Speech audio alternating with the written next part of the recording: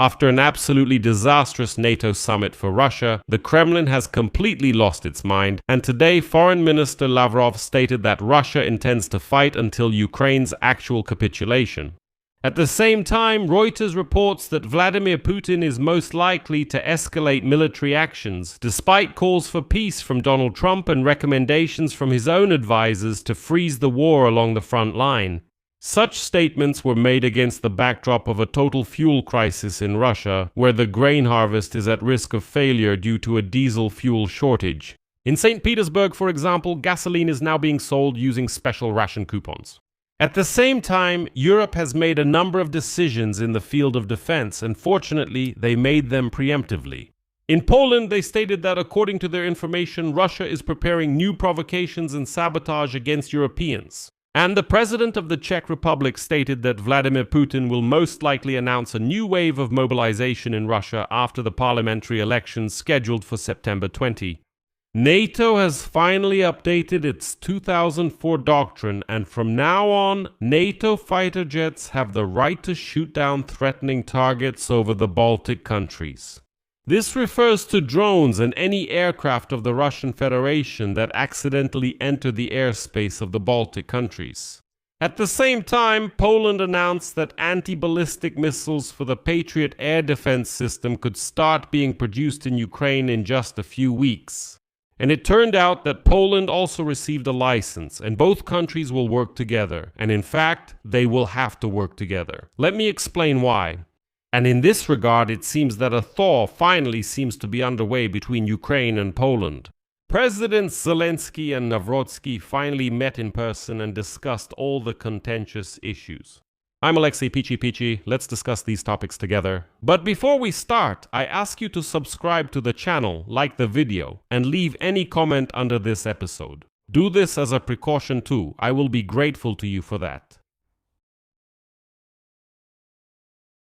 So, after Donald Trump abruptly changed his rhetoric regarding Ukraine, which we discussed in the previous video, the Kremlin completely lost it. First, Kremlin spokesperson Dmitry Peskov stated that Trump changed his mind and never called Vladimir Putin, even though he had promised to do so on Wednesday evening. Then he said that the Kremlin needs to reflect on Trump's statement about closing the skies over Ukraine.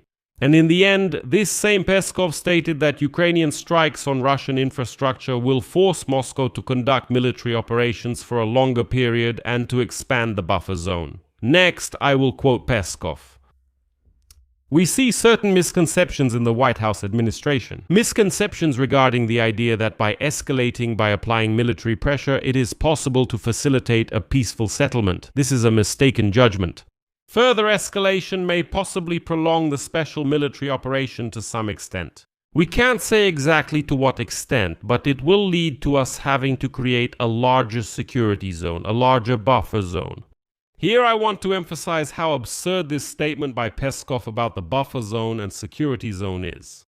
Just think about it for a second. Peskov stated that expanding the buffer zone by however many kilometers would supposedly protect Russia from Ukrainian drones that attack targets in Russia from 3,000 kilometers away. The same Peskov added that despite the US plans to give Ukraine a license to produce Patriot missiles, despite Donald Trump's statement about supporting Ukrainian strikes deep into Russia, the Kremlin still believes that Washington's desire to promote a peaceful resolution of the Ukrainian conflict is sincere.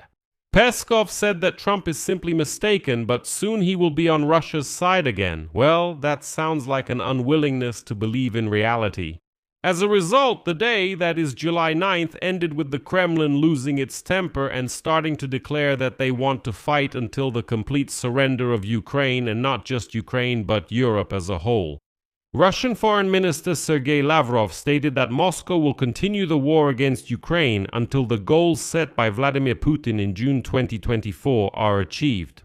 At that time, Putin was essentially talking about the complete surrender of Kyiv. In 2024, during the speech that Lavrov mentioned today, Vladimir Putin demanded the withdrawal of Ukrainian troops from the entire territory of Donetsk, Luhansk, Zaporizhzhia, and Kherson regions, which Russia was unable to capture.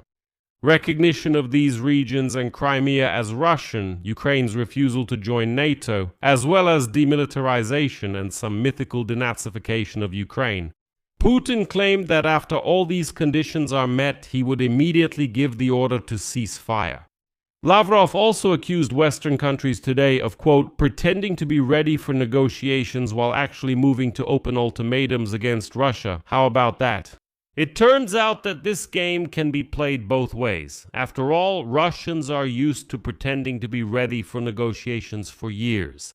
And Putin can, with his filthy mouth, blurt out and say that yes, we're ready for negotiations every day, let Zelensky come to Moscow and so on and so forth, while in reality they're just stalling for time and continuing the war. It turns out that Lavrov is now outraged that the other side can do the same thing, that apparently Europe can also stall for time, that Europe can also pretend to be moving toward negotiations, and so on and so forth. And for some reason now this wild Russian, looking like a horse, is outraged by this. He says, how can this be?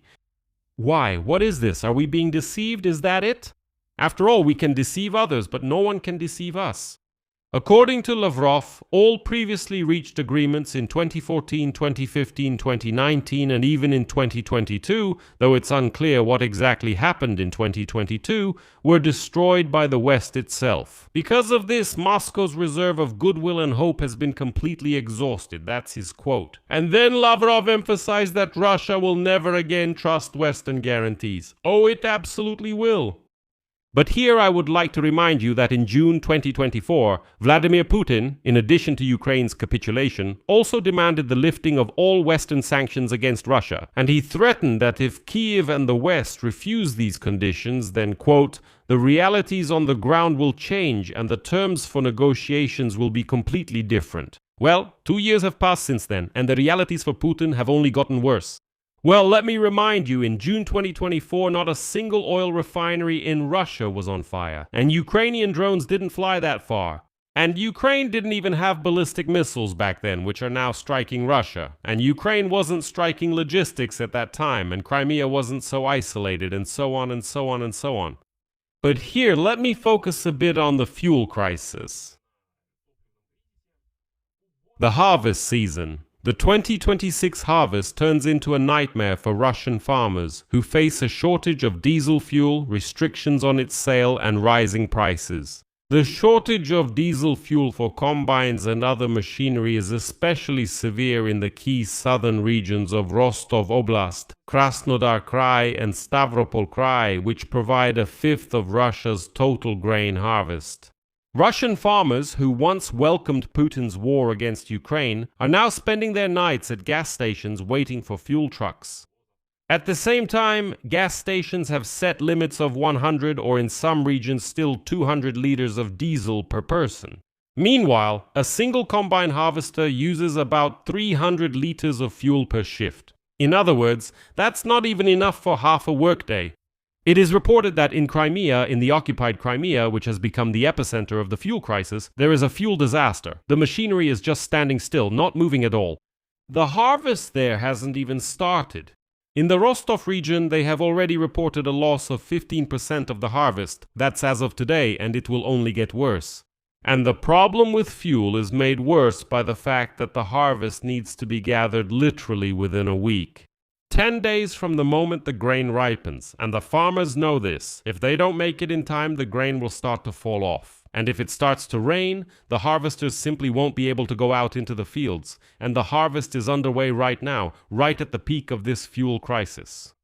At this time, the authorities of St. Petersburg and the Leningrad region are planning to limit gasoline sales using QR codes or by setting a fueling schedule for even and odd days. And this is happening in a country people used to call a gas station. But despite all this, it is most likely that Vladimir Putin will escalate military actions. Despite calls for peace from Donald Trump and recommendations from Putin's advisors to freeze the war along the front line. Reuters reports this, citing sources close to the Kremlin. They claim that balding old man Volodya Putin is stubbornly determined to completely capture Donbass, despite the sharp slowdown in the pace of the Russian offensive and even outright losses. Territories in 2026? Long-range strikes by Ukrainian drones, which are already hitting targets beyond the Urals and have triggered the worst fuel crisis in history, still haven't changed Vladimir Putin's mindset. Apparently that's not obvious from the bunker. And he considers the capture of Donbass a matter of principle, so he's preparing for escalation. It's like this streetwise logic that the guy from a St. Petersburg back alley thinks it's a matter of principle to capture Donbass, and he doesn't care at all about the casualties that unwashed Russia will suffer. According to Reuters sources, a group of Putin's advisors suggested stopping the war at the current front line. Earlier, the Russian president was warned about difficulties with the budget, the economy, and the banking system because Russia's treasury had a deficit of 6 trillion rubles. GDP began the year with a decline for the first time since 2023, and credit institutions are facing a huge wave of loan defaults, including on loans issued for military production. But Vladimir Putin rejected all calls for territorial compromises with Kyiv. He still believes that Russian occupiers will be able to capture the entire Donbass. And he doesn't care how many of these Russian Ivans will still die on sacred Ukrainian soil. Well, so what if it's 100,000, 300,000? Yes, let them die. What matters is capturing Donbass as a matter of principle. And as Reynolds writes, a possible escalation from Russia could include the destruction of the 30 largest industrial centers of Ukraine, including the steel plant and the port in Odessa. The next phase could be an attack on NATO bases in the Baltic countries and Romania, as well as strikes on European factories producing long-range drones and missiles for Ukraine. Supposedly, that's why Putin recently stated that they should determine which countries are most involved in Russia's war against Ukraine, who is helping Ukraine the most. Supposedly, in the future, we will need to make a decision about them. But it's important to note that in such forecasts by Reuters, this is urgent. But if you don't know something, you know that you don't know. Although the Polish Minister of Foreign Affairs, Radosław Sikorski, shares the same opinion. The Polish minister says the West has reliable intelligence on recent developments. Russians. Among the hostile actions of the Kremlin, Sikorski listed cyber attacks on critical infrastructure, attempted arson, sabotage on railways, drone strikes, as well as the use of a shadow fleet to map important facilities. He also specifically mentioned the deployment of death squads to eliminate the enemies of the Russian dictator Vladimir Putin. And next I will quote Sikorski.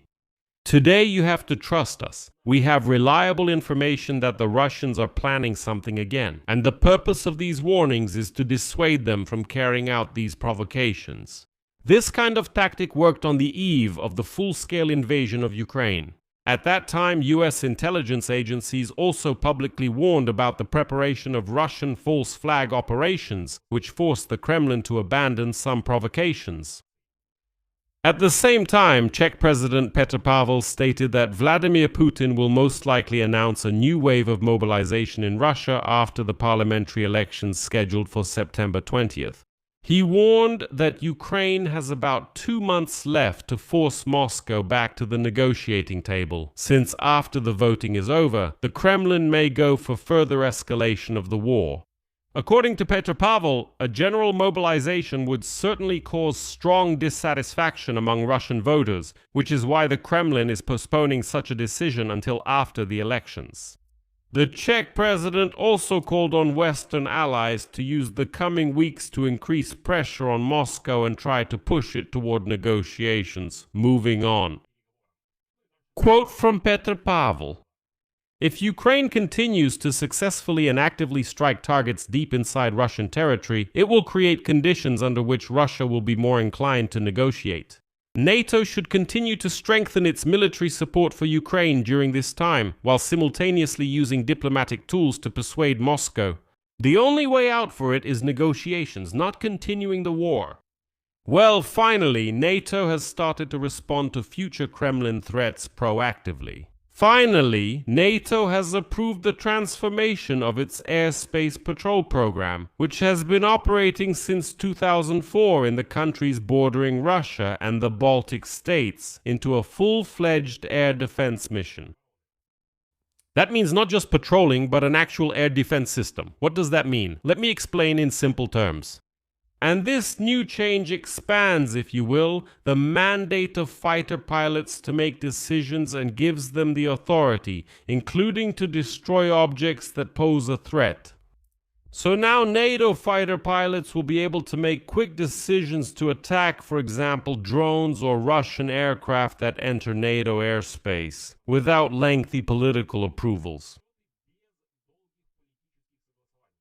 Now NATO pilots can attack a target immediately after identifying it and confirming that it is possible to eliminate or at least minimize collateral damage on the ground.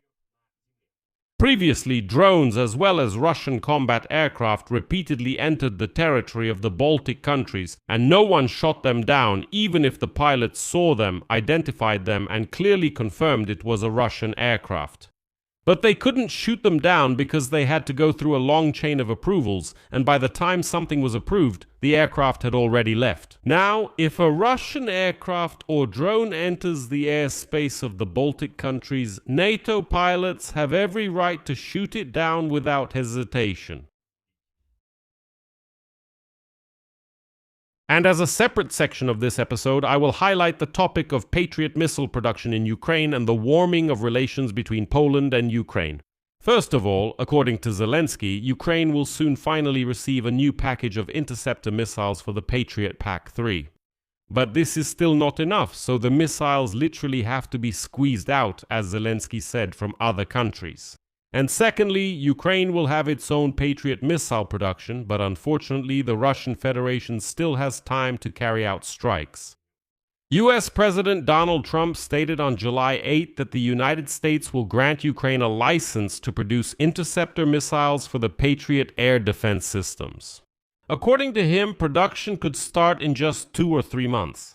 Well, it's still unclear exactly what type of interceptors we're talking about, whether it's the more powerful Pack 3 or the simpler Pack 2. How quickly production can be launched in Ukraine will depend on several factors. The availability of basic components that are part of the interceptor missile and the scaling of the entire supply chain that produces these parts. I won't speculate about when production might start.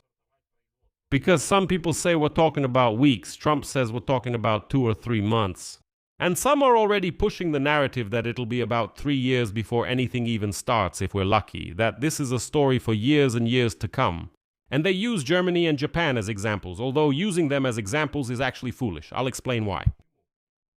In Germany, for example, production took a long time to start, not because they couldn't produce, but because there were no orders. Well, why would you start a production line when you don't have any orders for those missiles? And only when the full-scale war began, only when it became obvious that these missiles were needed, only when there was a shortage after the war in the Middle East and Germany started getting orders, only then did Germany begin to speed up production. It's no secret. You can open any analytical materials, even from the same Institute of International Studies, and read all about it there. Everything is explained there, why there was such a delay. It wasn't because of some technological setback, but simply because bureaucratically there was no order. There's a similar story with Japan. But still, until Ukraine launches its own production of interceptors, unfortunately, Russia still has a window of opportunity. The enemy can intensify ballistic missile strikes on Ukraine to inflict maximum damage before Ukraine is able to protect its skies more reliably. And then suddenly, Polish Defense Minister Władysław Kosiniak-Kamysz announced that Patriot anti-ballistic missiles could start being produced in Ukraine in just a few weeks. And here, the Polish minister explained one very important thing. According to him, without the involvement of the Polish state, transferring equipment to Ukrainian soldiers is impossible. Here is the quote. Our country is among the 4 NATO countries. Besides Poland, these are Germany, Sweden, and the Netherlands that were granted status at the NATO summit in Ankara to receive technologies related to the production and maintenance of Patriot missiles. Poland will cooperate with Ukraine in the production of Patriot missiles, preparations for which may take several weeks. The production process is not simple, considering that even the United States does not have enough of these missiles. That's why it needs to be done very quickly. We are determined, and Poland is ready to immediately begin maintenance and take further action. So, as you understand, Poland has been included in this very chain on which missile production in Ukraine will depend. And in this context, it is very important to note that the Ukrainian and Polish presidents, Zelensky and Nawrocki, finally met in person and discussed economic, historical, and security issues. Next, I will quote Zelensky. I believe we had an important meeting with the President of Poland, Karol Nawrocki, which was quite long and constructive. We discussed priority issues and, of course, security is one of them. We understand that we have a common enemy here, and that is Russia. In addition, Zelensky and Karol Nawrocki discussed the economy. The President of Ukraine noted that a successful conference on the recovery and reconstruction of Ukraine was held in Gdansk, something Polish businesses are interested in. Zelensky emphasized that Ukraine is open to its Polish partners. In general, there is an issue that will not allow, in principle, the two countries, Ukraine and Poland, to fall out completely. This is about defense, and the Poles understand this perfectly well, and now, moreover, we are now directly linked through the production of these Patriot missiles. One country won't be able to act on this issue without the other, so I'll leave it at that. Share your opinions and conclusions in the comments under this episode. Subscribe to the channel, hit the bell, and don't forget to like. That's all for now. Take care of yourselves. Goodbye, everyone.